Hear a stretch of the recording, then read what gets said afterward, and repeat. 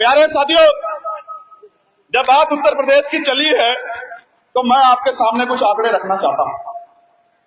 आप सुनना चाहते हैं तो सुन लीजिए। लगभग 7,000 करोड़ रुपए 9.5 साल में सरकार ने प्रचार पे खर्च किया। एडवर्टाइजमेंट कितने पैसे? लगभग 7,000 करोड़। कितने? 7,000 करोड़। किसका पैसा है? किसका पैसा है?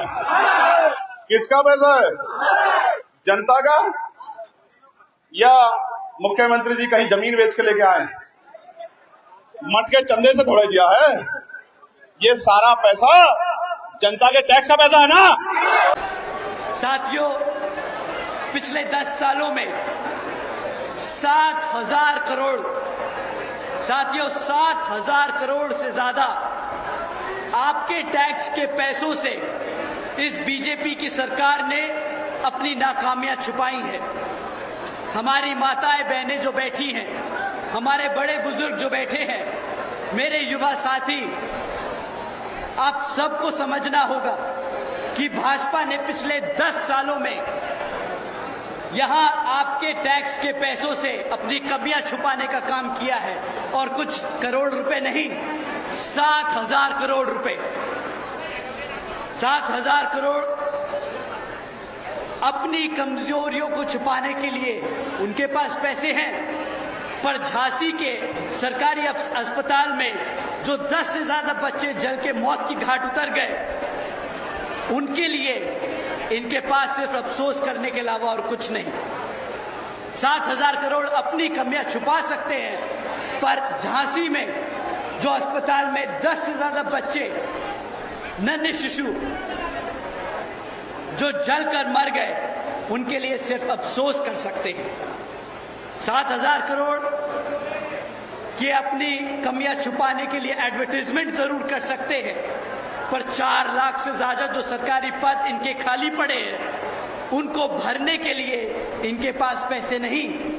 7,000 करोड़ आपका टैक्स का पैसा एडवर्टाइजमेंट में खर्चा, बट आपके बच्चों को नौकरी नहीं दी गई।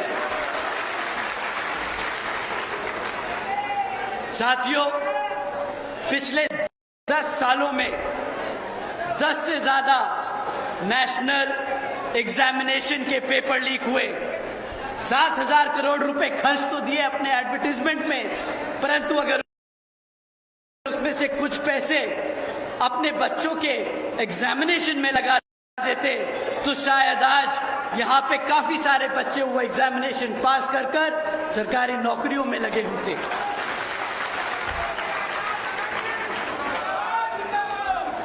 साथियों, ये 7,000 करोड़ का कोई छोटा मोटा आंकड़ा नहीं है। बीजेपी पिछले 10 सालों में न या हमारी माताओं, हमारी बहनों को सुरक्षित रख पाई, न ही हमारे युवाओं को नौकरी दे पाई, और न ही हमारे लोगों के बच्चों को शिक्षा दे पाई। साथियों, आप लोगों को भाजपा की सरकार और उनके नेताओं की असलियत जानना बहुत जरूरी है, क्योंकि आप सब जानते हैं कि विधानसभा के आम चुनाव सर पर है, और ये लोग फिर से आप लोगों के बीच में छोटे मोटे झूठे मूठे वादे लेकर आएंगे, फर्जी मैनिफेस्टो दिखाएंगे और आपसे वोट मांगने का काम करेंगे। परंतु साथियों, इस बारी आपको यूं ही आंख मीचकर इनकी बातों पर विश्वास नहीं करना। 10 साल बहुत लंबा समय होता है। 7,000 करोड़ सिर्फ अपनी कमियां छुपाने के लिए बहुत बड़ी रकम होती है। साथियों, पिछले 10 साल का हिसाब अब हम इस विधानसभा में इनसे मांगने वाले हैं। पिछले 10 साल की भाजपा की सरकार की हकीकत मैं आप लोगों के बीच में रखता हूं। साथियों, अगर हम लॉ एंड ऑर्डर की बात करें तो भी भाजपा की यूपी की सरकार अव्वल नंबर पे रही हत्याओं के मामले में। पिछले 10 सालों में यहां पर पूरे देश भर में यूपी में सबसे ज्यादा हत्याएं रिपोर्ट होती रही, और यहां पर भाजपा की सरकार के मुख्यमंत्री अपने आप को एनकाउंटर स्पेशलिस्ट बताते रहे, यहां पर कानून का राज का ढिंढोरा पीटते रहे, जबकि उनकी नाक के नीचे उनके प्रदेश में पूरे देश भर में सबसे ज्यादा हत्याएं होती रही। महिलाओं के खिलाफ अपराध साथियों हर साल 3,000 से ज्यादा हत्याएं होती रही और 65,000 से ज्यादा हमारे माताएं बहनों के खिलाफ अपराध होते रहे।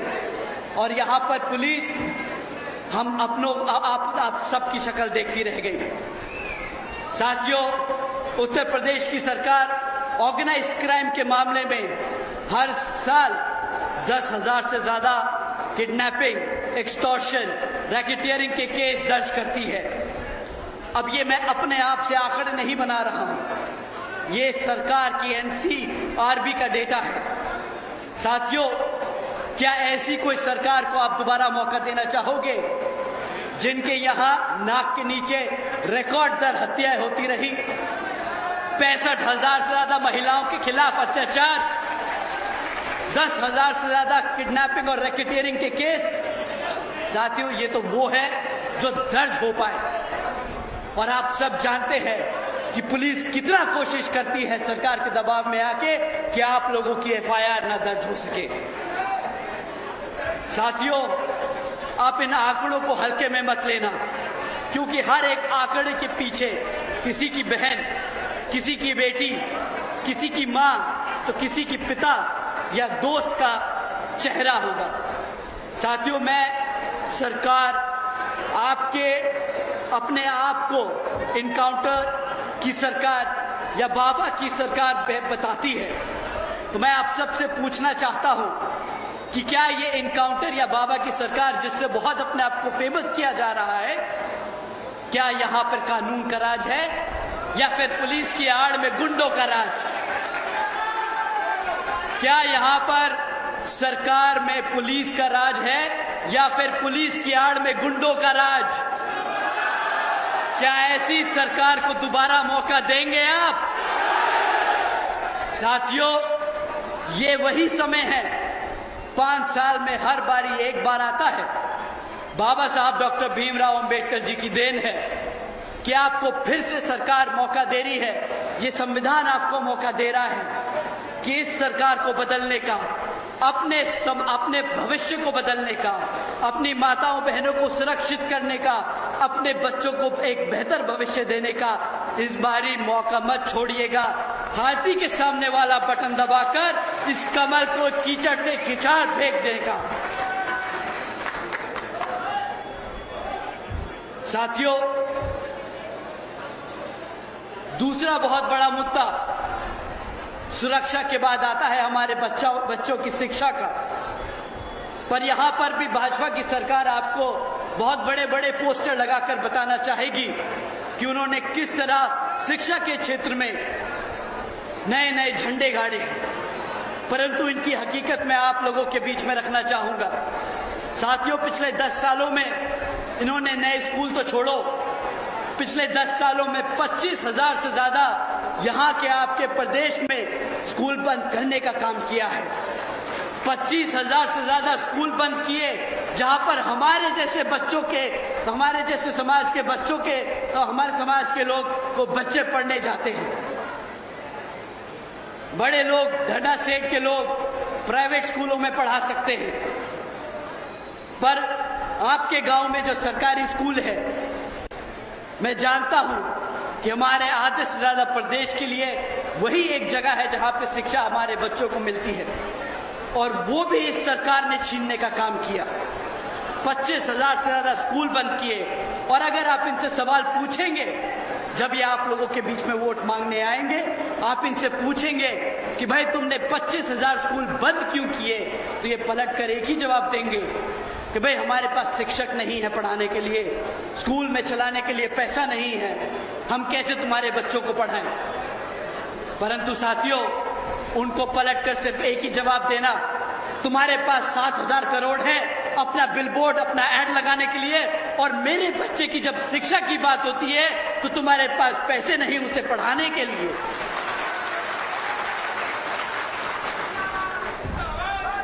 साथियों, दूसरा इनको जवाब देना, जब ये बोले कि हमारे पास पैसे नहीं है शिक्षक रखने के लिए, अगर तुम्हारे पास पैसे नहीं है शिक्षक रखने के लिए तो 1.5 लाख से ज्यादा सरकारी पद जो शिक्षक के हैं वो खाली क्यों है? क्यों तुमने वो वैकेंसी खोल रखी है? अगर खोल रखी है तो तुम्हारे पास पैसा है, तुमने बस भरा नहीं है। तुम जानबूझ के भर्ती नहीं करते, क्योंकि अगर भर्ती करी तो उनको जाके अपने हमारे समाज के बच्चों को पढ़ाना पड़ेगा। हमारे समाज के बच्चे अगर पढ़ गए तो अपने अधिकारों के लिए लड़ना खड़े हो जाएंगे, लड़ेंगे अपने अधिकारों के लिए। तो जैसे आपने देखा था अभी कुछ दिन पहले दिल्ली में हमारी जनरेशन के बच्चे अपने अधिकारों के लिए लड़े, वैसे ही हमारे समाज के बच्चे प्रदेश के कोने कोने में चौराहे चौराहे पर इनसे सवाल करेंगे आरक्षण के लिए, रोजगार के लिए, शिक्षा के लिए और लॉ एंड ऑर्डर के लिए, रोजगार के लिए। तब इनके लिए जवाब देना मुश्किल हो जाएगा। साथियों, जो सरकार स्कूल बंद कर दे, जो सरकार आपके स्कूलों में पढ़ने वाले टीचरों की भर्ती ना करे, क्या वो सरकार लायक है आपके प्रदेश में सत्ता में रहने के लिए? तो साथियों, मैं फिर से कहूंगा, ये मौका मत गवाना। मैं फिर से कहूंगा, ये मौका मत गवाना। आदरणीय बहन जी ने सालों साल मेहनत की है, हमारे समाज को इस लायक किया कि हम इस मंच पर खड़े होकर ये भाषण दे सके, ये अपनी बातें रख सके, अपने समाज की आवाज उठा सके। तो साथियों, इस 5 साल के बाद जो हमें ये मौका मिला है, इसे गंवाना नहीं, अपना वोट जरूर डालने जाना और इस बारी हाथी के सामने बटन दबाकर इस कमल को जड़ से उखाड़ने का काम करना। लखनऊ कानपुर एक्सप्रेसवे शुरू होने के 18 दिनों में ही 84 जगहों से ज्यादा उसमें धंस गया। 4,500 करोड़ से ज्यादा की लागत लगाई थी इन्होंने इस लखनऊ कानपुर एक्सप्रेस को बनाने में। और कहते हैं, मैं तो बस कह रहा हूं जो मैंने पढ़ा है, कि भाजपा के सांसद के भाई की कंपनी थी वो। अब जरा कोई सवाल उठाए इस बात पर, क्यों अब मीडिया में इस पे बात नहीं होती? क्यों कोई नहीं पूछता कि देश का सबसे महंगा और सबसे बेकार एक्सप्रेसवे भाजपा के नेता के भाई ने बनाया है? क्या वहां पर करप्शन की बू नहीं आती आपको? पब्लिक का पैसा अब नहीं लुटा क्या? साथियों, ये आपके लिए है सवाल करना। अब आप इनसे सवाल जरूर कीजिएगा कि कैसा बना है कानपुर लखनऊ का एक्सप्रेसवे। दूसरा, पूर्वांचल एक्सप्रेसवे, जिसकी सड़क 15 फीट धंस चुकी है जगह जगह पर, यह भी किसी से छिपा नहीं। बुंदेलखंड एक्सप्रेसवे, जिसके उद्घाटन के चंद 5 दिनों बाद ही भारी बारिश में वो भी जगह जगह से धंस गया। गंगा एक्सप्रेसवे, अप्रैल में उद्घाटन किया, जुलाई में 5 से 10 फीट जगह जगह वो भी धंस गया। और एक तरफ साथियों, असली डेवलपमेंट क्या होता है, उन्हें हम जरा नोएडा और आगरा का एक्सप्रेसवे दिखाएं। इतने सालों बाद भी आज वो ऐसा का ऐसा ही खड़ा है, एक गड्ढा नहीं।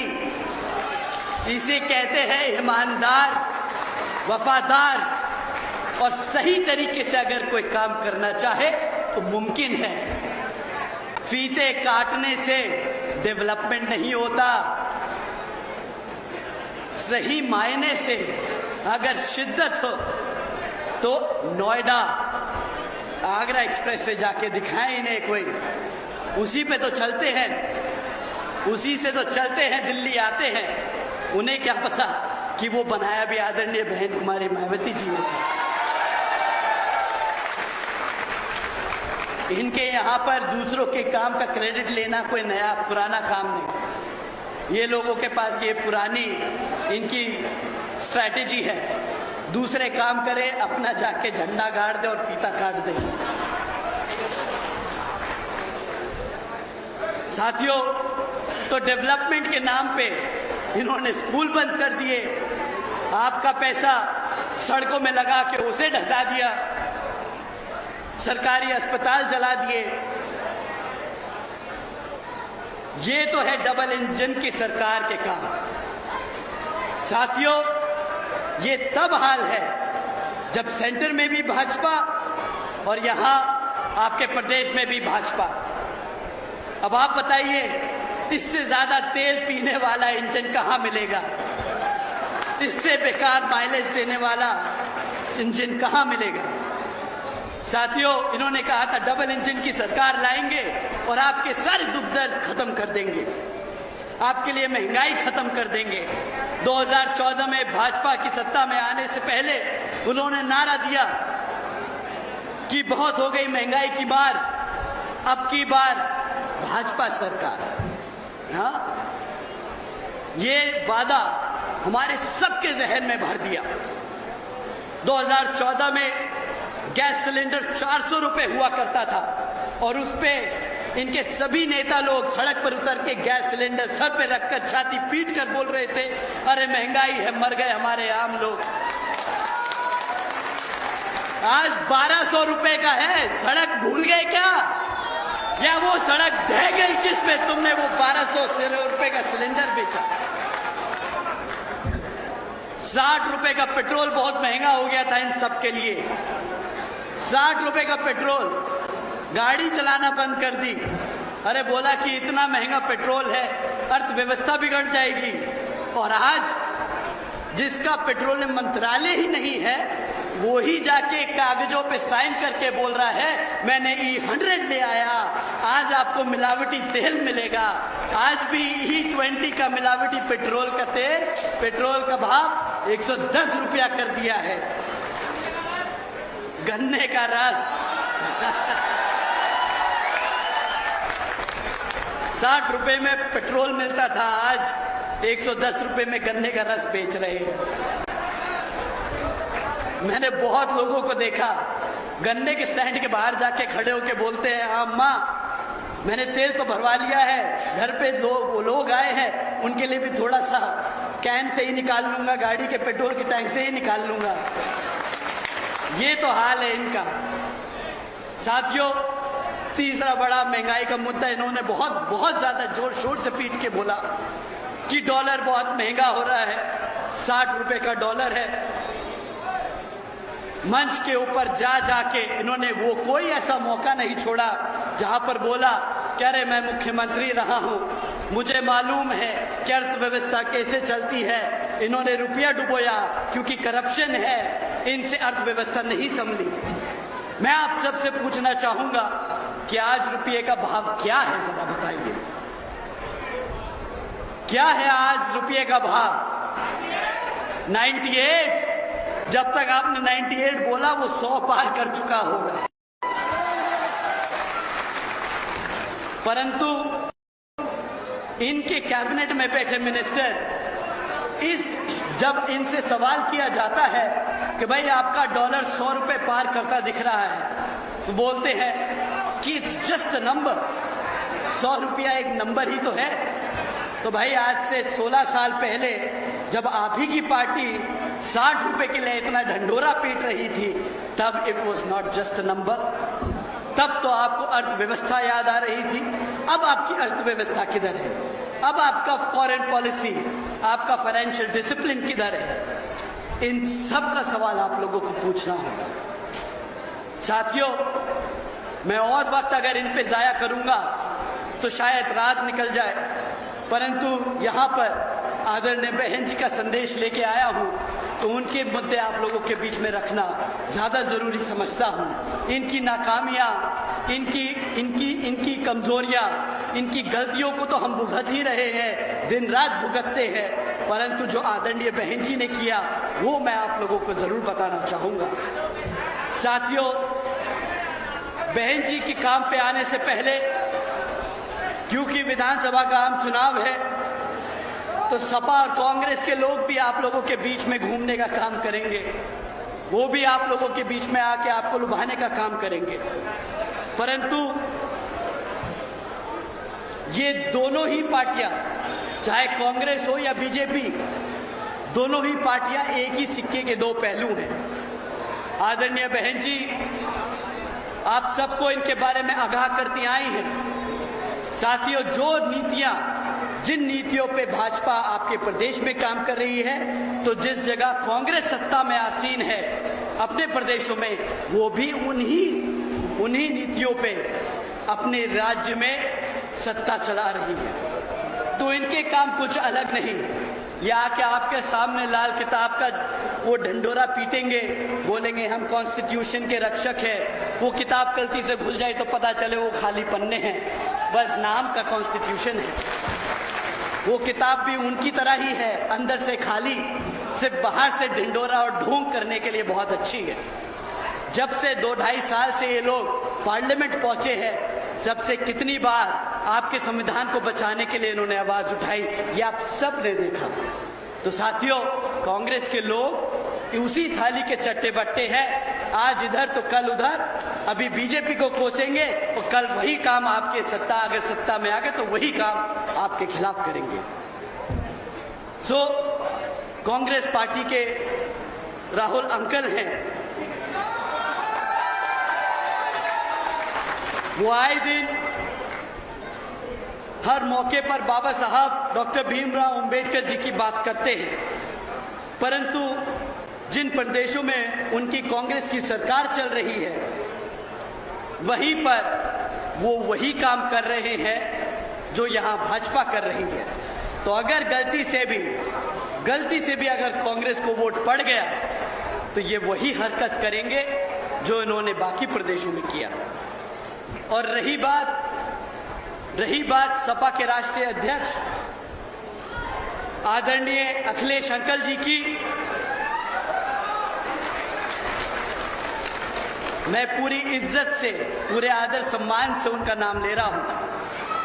उनकी उम्र अब हो गई है। अगर मैं 30 साल का लड़का 50 साल के आदमी को अगर अंकल नहीं कहूंगा तो फिर क्या कहूं, आप ही बताओ। तो हमारे लिए तो वो बड़े अखिलेश अंकल हैं, अखिलेश भैया नहीं, अखिलेश अंकल हैं।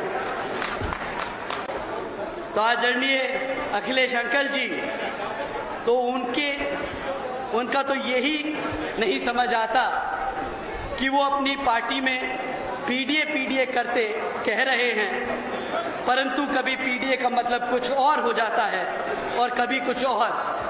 अभी 1-2 दिन पहले ही आदरणीय बहन जी ने ट्वीट कर कहा कि हालात को देखकर जैसे गिरगिट रंग बदल देता है, वैसे ही अखिलेश अंकल जी का पीडीए का मतलब भी कभी कुछ बदल जाता है समय देखकर, तो कभी कुछ बदल जाता है। साथियों, अगर आप उनका 2012 से 2017 का शासनकाल को अगर आप याद करें, तो उनकी सरकार के दौरान सत्ता में संभालते ही एक छेड़छाड़ की विवाद से पूरा मुजफ्फरनगर में इतना खतरनाक दंगे का रूप ले लिया था कि 40 से ज्यादा लोगों की मौत हो गई थी और पूरे प्रदेश में उस साल 850 से ज्यादा दंगे हुए और 130 से ज्यादा लोगों ने अपनी जान खोई।